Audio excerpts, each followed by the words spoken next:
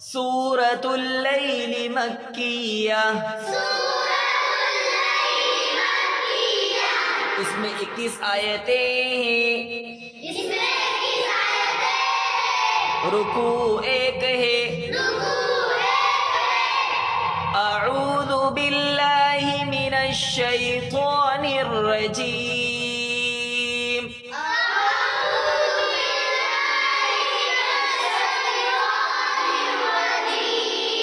बिस्मिल्लाहिर रहमानिर रहीम।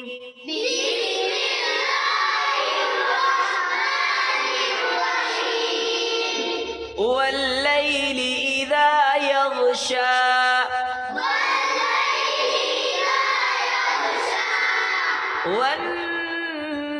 वन्नहारि इज़ा तजल्ला,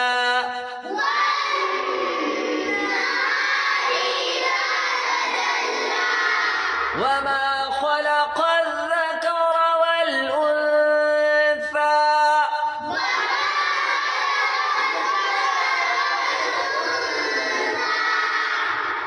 इन्न सअयकुम लशत्ता,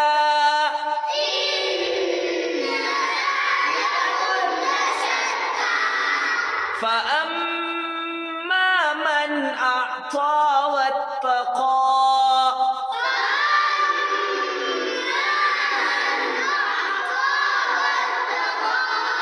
वसद्दक़ बिलहुस्ना, फसनुयस्सिरुहु लिलयुस्रा,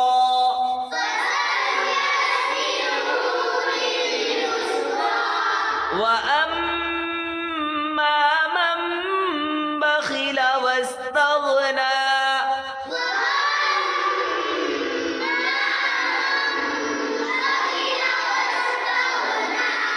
वकज़्ज़ब बिलहुस्ना, फसनुयस्सिरुहु लिलयुस्रा,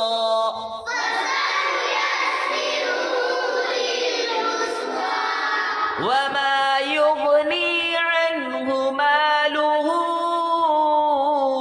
इज़ा तरद्दा,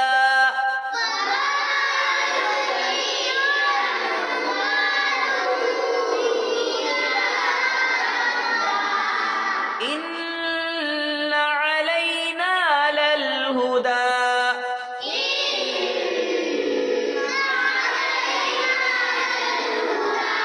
व इन्न लना ललआखिरत वल ऊला,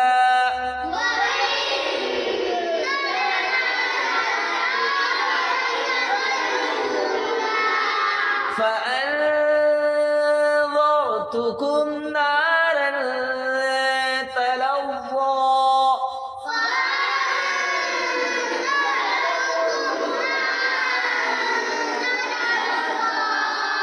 ला यस्लाहा इल्लल अश्क़ा,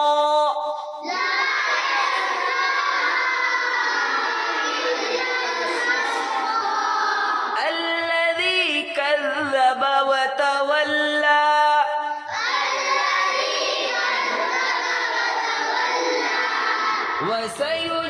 وسيجنبها الأتقى،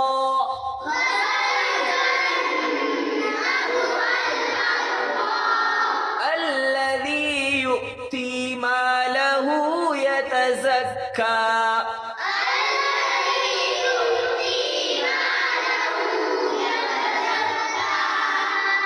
الذي يؤتي ماله يتزكى،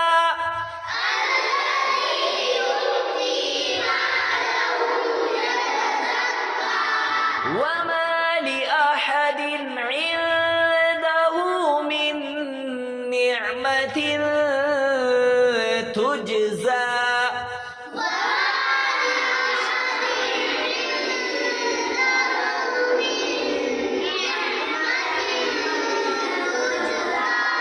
إلا ابتغاء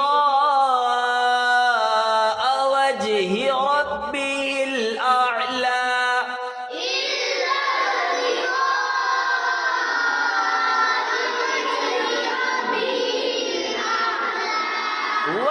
وَلَسَوْفَ يَرْضَى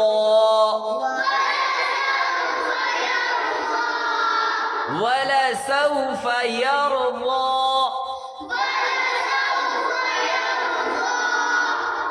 اس طریقے سے آگے بھی سبق یاد کرنا ہے انشاء اللہ. چلو دو قاعدے پڑھے ہم نے. کون کون سے پڑھے؟ ایک حروف کلکلا، دوسرا حروف مستعلیہ ہے نا. آج قاعدہ پڑھیں گے ہم گنہ. کون سا قاعدہ پڑھیں گے؟ ہاں، کس کو کہتے ہیں گنہ؟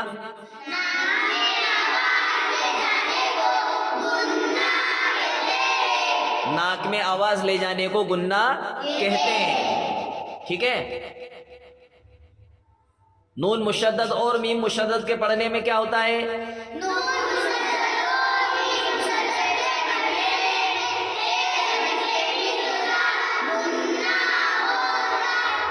گنہ ہوگا یا گنہ ہوتا ہے. نون مشدد کس کو کہتے ہیں؟